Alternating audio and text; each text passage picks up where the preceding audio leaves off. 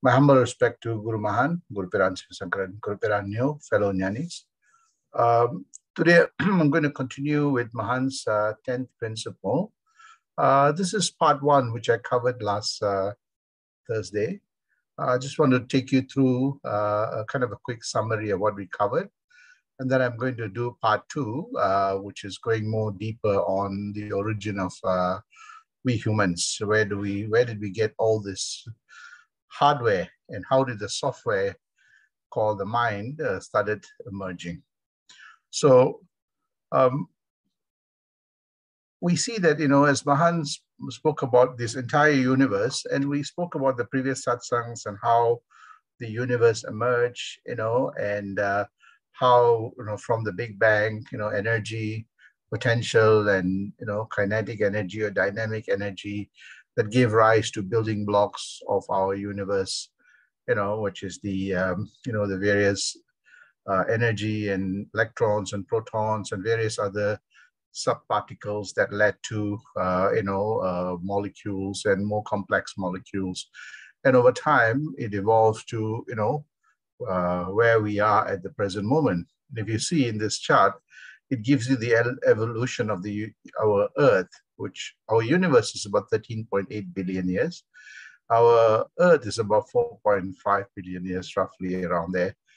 And over time, you see that, life forms started forming somewhere between 4 to 2.5 billion years since the beginning of the Earth, and from very simple cellular beings to more complex beings. And today we have very complex beings, including ourselves, the Homo sapiens. So this is an evolution, and the Earth has gone through various periods of time where some species were able to successfully thrive, others went into extinction.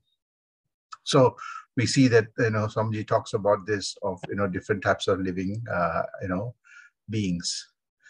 We, human beings too, went through the evolution, and somewhere about 7 million years, the first humans were emerged, and from that evolutionary period, there was continuous evolution. I'll go into more details in the second part of this on, how we started off our evolution 7 million years, and the modern man is somewhere between 200 to 300,000 years, and how that transformation took place. So there's an evolution that took place, and we see that, that evolution has given us as a species, a lot of species, the ability to have broader reach. And the reach means the impact over a longer period of time, and the richness, the quality of existence. So if you see, we human beings, although we have evolved, although we have the DNA going back to, the origin of, all the cellular beings, and as humans, it's about 7 million years of evolution, and only the last 200 to 300 years as Homo sapiens, we evolved very quickly. In spite of all this, evolution and development, an ordinary human mind is not peaceful. There is a lot of conflicts, there's a lot of tension, there's a lot of stress. Take a look at what's happening in the in Europe at the present moment, or other parts of the world. There's a lot of, in spite of all the modernity and development and knowledge, we see that, many times that human beings revolve, come back to being very instinctive driven, very tribal, and, expose very crude, kind of interactions, and also a very crude way of relating to one another. So, and this evolution, of course, some are more evolved than others. If you see in the early days of human beings, there's a lot of tribal wars, there's a lot of, conflicts. But over time, we have managed to resolve a lot, although there are, still, various challenges that face the, the human society. So how do we attain a more higher evolved state of universal and more peaceful? We see that, there are ways of evolving, and we as humans are evolving. And that requires us to really understand who we are as a being. And this is where introspecting, contemplating, reflecting, and meditating is very important to harness not just the brute force, but the force of jnana, the force of wisdom, the force of the inner strength in all of us to see everything in a more universal and peaceful way. So we see that, as we evolve and as great saints and sages and prophets who are the pace setters for this development leave, knowledge, instructions for, and also various modes of, imparting this knowledge to help us, reflect back very carefully who we are as a being. We're not just a biological being, but we are much more far greater. And this is where this notion of, religions form to give us a higher order pursuit, thinking there are forces beyond our own biology that we need to look at, and pursuing that not just externally, but internally through a spiritual pursuit or an experiential pursuit, but using the most important tool that human beings have developed over time is this, scientific pursuit, based on evidence, and also this rational pursuit, based on reason and logic. As the human mind evolved, the human mind was able to think more systematically and was able to cultivate, reason, logic, strategy, tactics to be able to sustain themselves for a longer period of time. So, and live a much more better quality life, having broader reach, not just for themselves, but their whole, the future generation. So that's the reach that we have, right? So whatever we do, we set the tone for the future generation to develop. So as human beings, we have an impact on the future trajectory, either in a good way or also in a negative way. The same thing we see that, as we evolve, the richness of our quality of life also improves as we push towards, using our spiritual compass really well to attain that peace and universality. So we see an evolution of the human mind. We can see that, over from 7 million years to over the last 200,000 years, significant evolution. We can also even see that even in our parents' life and our lives and our grandparents' lives, many of our grandparents came to this part of the world as migrant workers.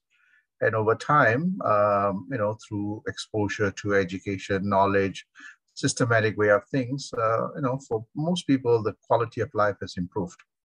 So we see that the evolution of human mind is the next frontier of the development of we as a species, as Homo sapiens. So that requires us, if we are able to harness the power of the human mind, we're able to harness the 10 spiritual capital, which I spoke about. And so we see that, we have evolved as from a biological perspective, and our brain has evolved, and our brain has, enabled us to think deeper, more wider, more strategic, and so on. That has given us that edge. I want now to go into a little bit more detail in the second part of today's discussion, because I think it is really important to know who we are as a species. We inherit this body, and as we inherit this body, we have inherited a lot of evolutionary information that is embedded in our DNA. How do we, some of it is good, some of it is not so great. Some of it is more refined, and some of it remains still very gross. So how do we, harness, polish that grossness to become more and more refined, more and more subtle, more and more universal, more and more peaceful? And this, you see that that this, we really need to understand we as a species, that means the spirit that sits into this body called, that is polished over time and refined and it's gone through various transformation. We need to understand the transformation. So the body is the hardware. The brain is the hardware. But within the body and the brain, there lies this mind, which is the software. So we really need to understand the evolution or the changes that is taking place in the hardware and also the software, so that we know how to use both the hardware and the software very well to achieve the outcomes that we want. So this is the journey that I want to take you through so that we do understand who we are as a species. Swamiji has touched upon this in his chapter in a very brief way. And I'm going to go a little bit more in depth, and I'm going to draw upon some scientific work, and particularly the work by Yuval Harari he wrote a fantastic book called Sapiens, Who We Are as a Species and How We Have Evolved. So a lot of it is very consistent with some of Swamiji's thinking in terms of how we as a species have become, very dominant on this earth. So I'm going to take you through this journey, so that it's a history of our human origin. If we don't know our history, then we would not know where we are going and why certain things are happening the way it is. So this is part of that introspection, contemplation, reflection, meditation. We sometimes ask the question, why is it that I have this thought coming in? Why is it that I feel angry? Why is it that I feel a little bit more calmer? We need to understand how the physiology impacts both the hardware and the software. There's a beautiful interplay between them, and we need to understand that when there are flaws or strengths in the hardware, how does it impact the software called the mind? And similarly, if there are flaws in the mind or the software or the strengths, how do we harness the strengths and how do we mitigate the challenges? You may ask this question: where did we get this flaws or the strengths within the hardware and the software? This is what we call the evolutionary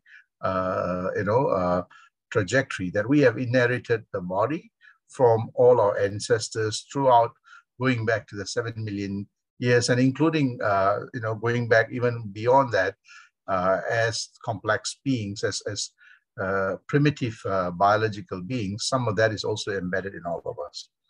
So we see that both the strengths to be able to adapt and be agile comes from that evolution, and similarly the flaws to also come from that evolution. So there are some things that we may not have control of, but there are many things that we can control and manage. So this is the journey that I want to take you through. So we see that the origin of human science today tells us that, we as species, as what we call humans, the primitive early humans, started somewhere about 2.5 million years in the plains of Africa. And we see that this species is named after, the term here, Australopithecus, which is a mouthful. So you see that 2.5 million years, the evolution has enabled this first human beings. And you see that there's a lot of science that goes back to carbon dating that tries to find who's the first human that made that leap from that tree of the monkey, as I mentioned earlier, that we come from a particular branch of that tree and that made that leap, and how that leap has taken place, because we need to understand how that switch took place from that very, from that tree of that monkeys to this primitive human being. So what made that switch? Because you'll see throughout the evolution, there have been switches. There are conditions in nature that has enabled the switch to take place. And you will see that as we focus on that switch, we'll see that what are the conditions that we have no control over, and what are the conditions that we have full control over to make that transition to the next stage of development. So we see that, this, species for 2.5 million years emerged in the plain of Africa. And subsequently, there were a lot more other species that started emerging, which was, from this, and some of it independently over time. So we see that, two more other species that started emerging that had a different characteristics, slight refinements, and so on. Somewhat like, you started seeing the emergence of new transformation and refinement.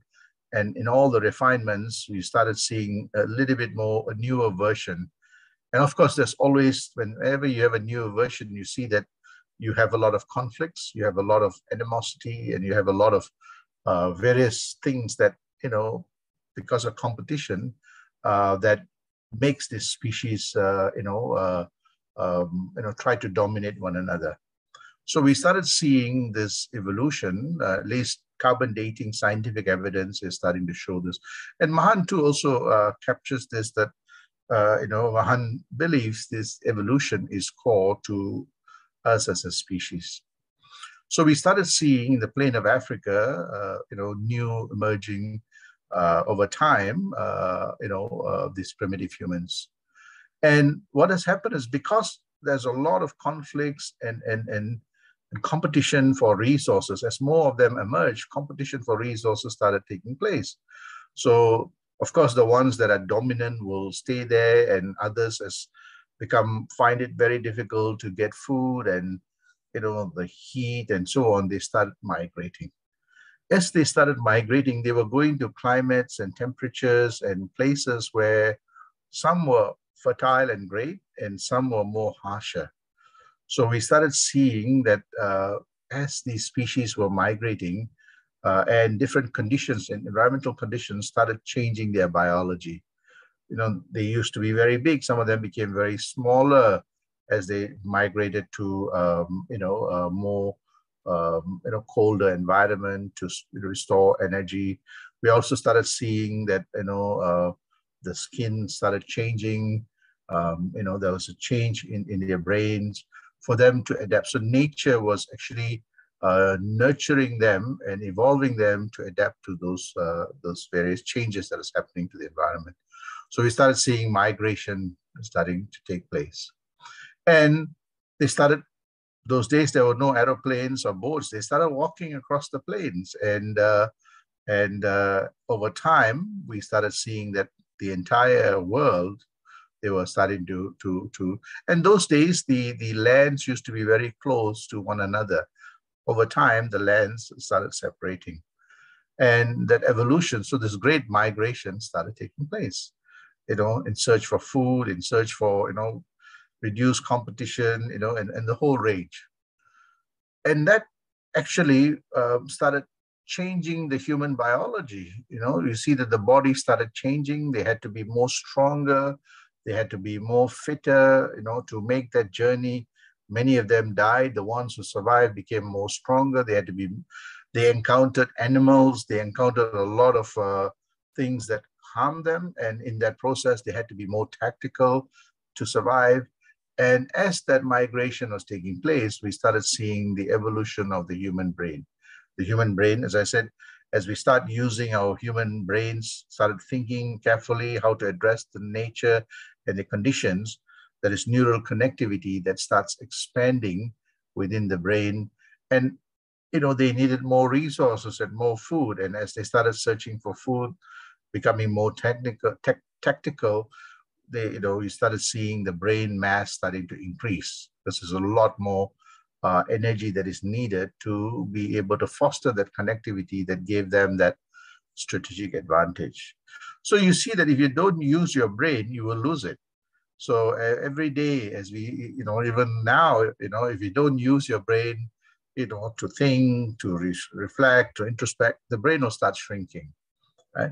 So we see this in history over the 2.2 million years that the human beings have evolved, the brain has evolved, you see, and they, as the evolution started taking place, you see that they became more tactical, more strategic in conserving the energy, acquiring energy, food, and so on.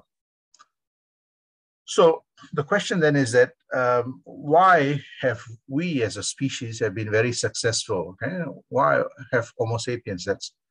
So there are multiple theories. So they started spreading across. Of course, they had encountered a lot of other challenges, but they were starting to overcome those challenges. And there are many theories that say why we as a species have been very successful. As I mentioned, there were multiple, primitive men or humans that were evolving with different conditions, different strengths, different as they were migrating. And we saw that, as the migration was taking place, the evolution was taking place, but we started seeing that the tribes started, meeting one another because the flow was continuous. So some were more, as they developed the characteristics according to the conditions they were in. Others were coming too, and there was this interaction between the different primitive people. And of course, each one of them carries strengths because they've, adapted skill sets. And also, nature is something that the strength comes from variety, combination of varieties, right? When a similar species continuously breed, the flaws get magnified. But when you have variation, the flaws are minimized, and you see that a lot of the new skills are adapted and integrated. So one of the key things that we started seeing, at least historians say, is that when these species meet together, there are, of course, conflicts. And also in that process, of course, the dominant one will take over, and was a lot of interbreeding between the different species, right? And the interbreeding has led to more resilient, more agile, and more dominant species, right? So this is one of the theories that has been proposed, and we see this. This is continuously happening. Even today. So the other important thing is that as this new species started emerging, they were starting to wipe out the species that was less agile, less adaptable, and so we started seeing this notion of this replacement that is taking place. So the more stronger ones, because of scarcity of resources, they started wiping out those who became competition. So it's the survival of the fittest that Darwin spoke about, right? So this is the replacement theory so this is why if we are not strong and competitive, we will be replaced. And we see this across even today for companies and people. If you don't have the skill sets, you will lose out. If the companies are not resilient and strong, they will lose out, right? So the extinction was a key thing as part of the species. But scientists today say that it's both interbreeding and the replacement was continuously happening. So we started seeing, as I mentioned, during war, the first thing that happens is that it's really unfortunate. The winning tribe will take over everything, including the mates of the other species, and they will mate with those, the species, and will generate new next set of generation that would have the skill sets. So both the interbreeding and replacement theory were simultaneously happening, and this is what scientists today believe that has pushed that evolution to a higher level of development. Now, so that is one kind of idea that scientists have been talking about. The other one is there's also a cognitive revolution that is taking place. That means the transformation in the brain. So, and it's not independent of this. These are all interrelated, right? So we see that as new species come in contact with others, they learn from one another, they breed. So not only through war, but sometimes there's also strategic alliances, right? So they breed, and then of course others disappear. The older generation disappear either through replacing survival of the fittest. And we started seeing that scientists started seeing that the brain also started evolving, and over 70,000 years, the brain started stepping up the game, and because of the environment and also the interbreeding varieties, and so we started seeing that taking place. And what we started seeing is that as that happens, the species became more tactical and more strategic, right? So they know that, okay, who are the people that we need to work towards to ensure our survival and sustainability. So they started forming tribes, and ensuring that the growth of that species, that tribe, was maintained. So they became more strategic, tactical. They also developed sophisticated tools, tools for fighting, tools for, protection, tools for inquiry, tools for understanding nature, so that the evolution of the mind, the hardware. So we see that the biology of the body was transforming because of that, replacement theory and interbreeding. But the biology of the mind also, the brain also was changing, and that was having an impact on the mind and also the intellect of these species. So they started developing more sophisticated tools to protect themselves against animal, weather, other tribes, also take over take on other animals for food and, the clothing, and also take on other tribes that compete with them for resources. So we started seeing that, and also we also started seeing that to be strategic, they needed to form networks to harness their next generation. And so before, among the tribe, they used to fight, and among themselves, they used to fight to mate and to get food. And they said, look, this cannot happen. So intertribal conflicts made them realize that they are wiping out themselves. So what they started doing is bringing in rules to ensure harmony. And we started seeing the formation of family, more monogamous, relationship to ensure that both the male and the female will look after the next generation, right? And if you don't have that unit of family, nobody looks after the next generation. So this, the human mind, the mind of this human started thinking in a more strategic way. They started forming networks, family, trade, society, and so on, to ensure their sustainability, and not only the current, but also the future generation. So it's the evolution of the human mind. So we see that, they live in harsh and difficult environments. So they needed to take on the big animals, right? Before, the animals used to chase them and kill them, and they became the prey.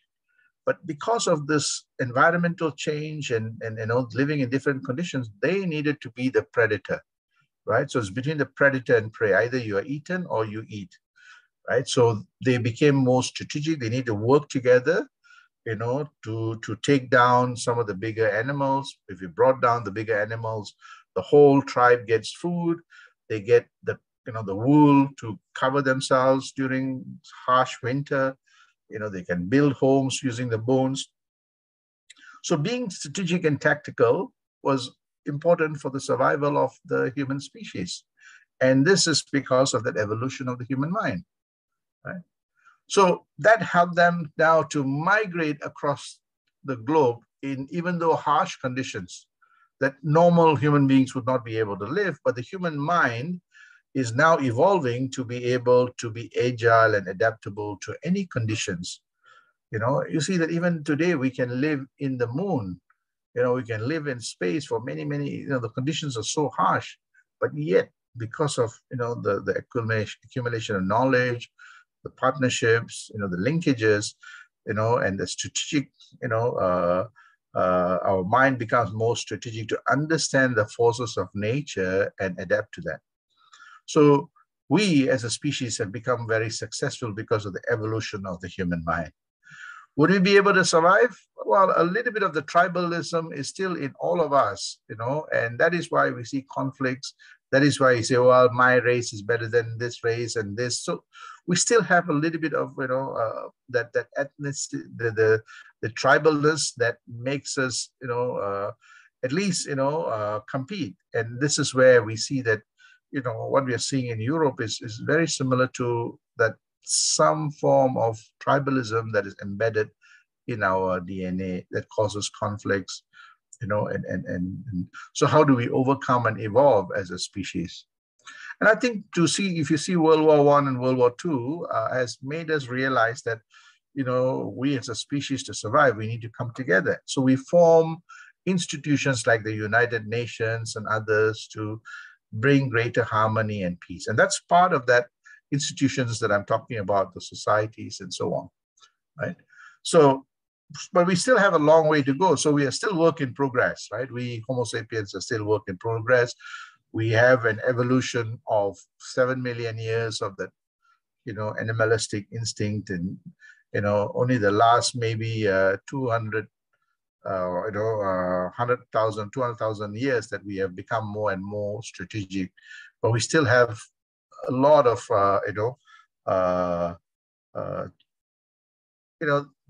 animalistic quality that make us still be very gross in generating thoughts and our actions and so on. So we still have a long way to go. So what is it that gave us that strategic advantage? And this is really important, right? What is it that made our mind leap? And one of the most important leap that human species had is that, of course, the tactical and so on, is the ability to communicate and develop language. No other species have done this, but we as Homo sapiens have done this.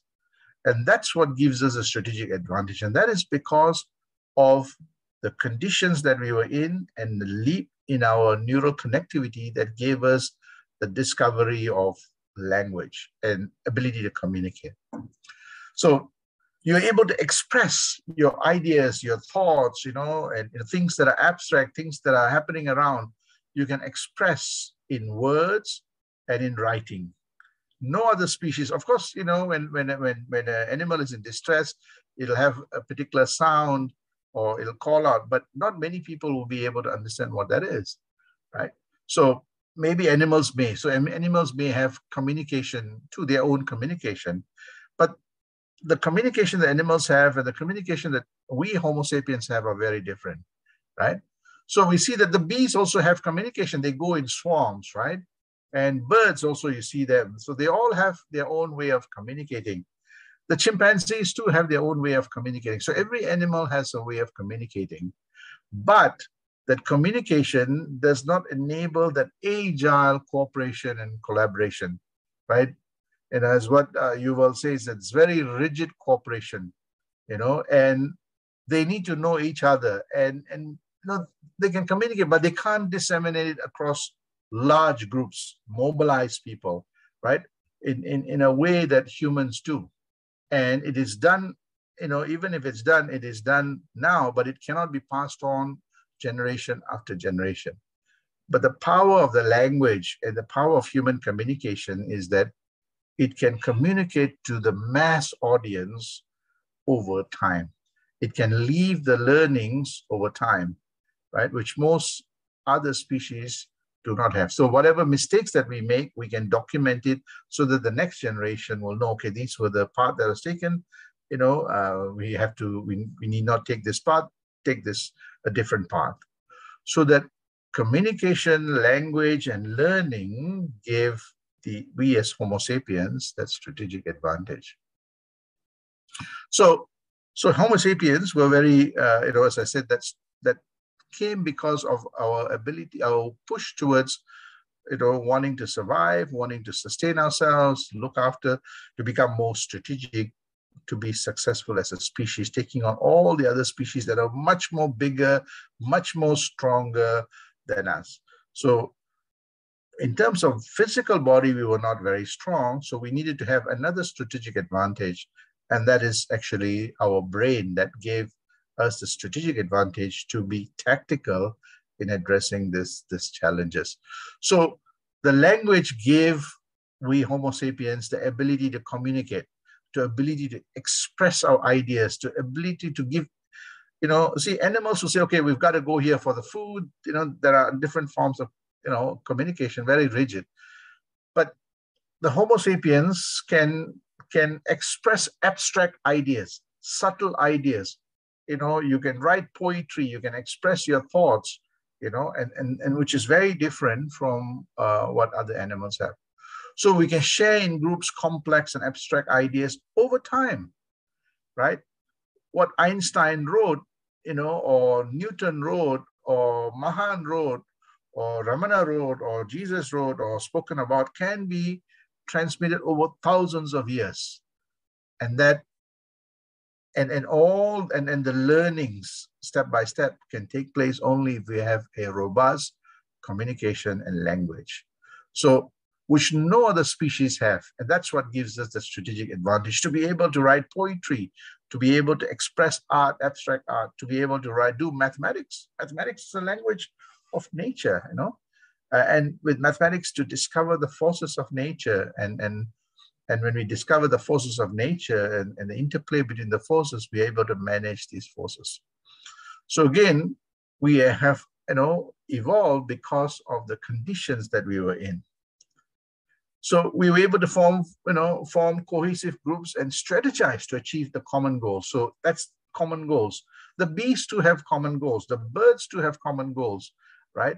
But we are able to communicate that common goals over time, right? And as a species, we have strategic plans. If you see, as a country, we have 5-year plans, 10-year plans. I don't think any other species do this. So we can, look at where we are and where we want to go and what steps we need to take. We have common vision and common goals that distinguishes us from all other species. And that's because of the leap of that human mind, the brain, the human mind.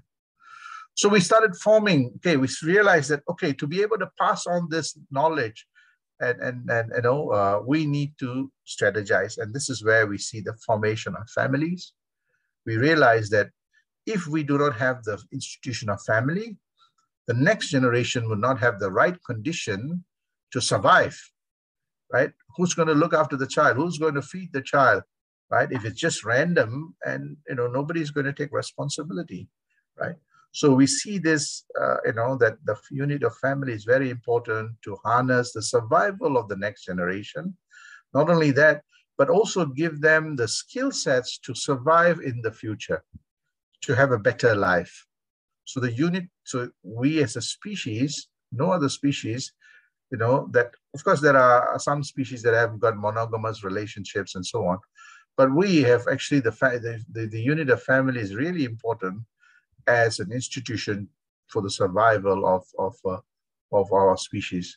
We form communities. We have church groups, we've got temple groups, we've got all the religious groups that comes together to have a more harmonized, more streamlined way of life.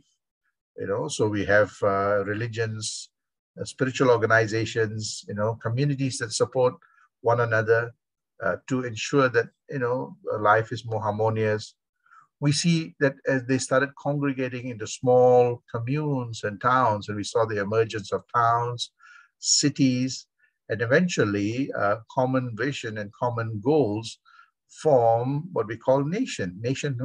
Nationhood is essentially a design of human beings to have a common vision and common goal to achieve sustainability, harmony, peace, and development.